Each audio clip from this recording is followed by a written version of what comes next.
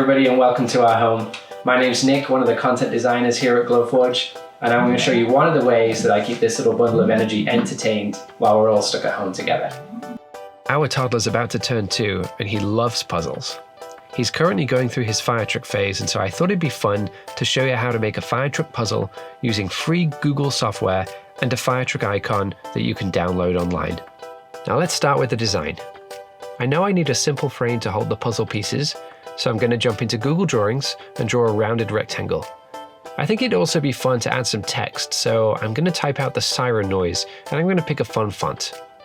Once I'm done, I'll download a PDF of my drawing.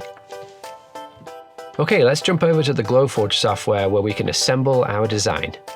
I can click Add Artwork and we'll bring in the fire truck icon that I downloaded earlier today, and we'll also upload the frame and the text from Google Drawings. Now the Glowforge software is really easy to use. You can drag and drop, resize, and copy and paste exactly as you'd expect.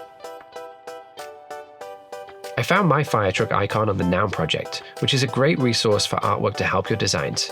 I need a driver for this fire truck, so I'm going to use the Noun project to find a pigeon icon as well, inspired by one of my son's favorite books. I can download a copy, upload it straight to Glowforge, and then drag it into position.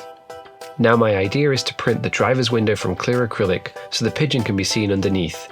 So I'll position the pigeon and copy and paste the pigeon and the back panel at the same time so I know the pigeon will print in the right spot. Once I'm happy with my layout, I'll hit print and send my design to Glowforge. Cue the adorable printing montage.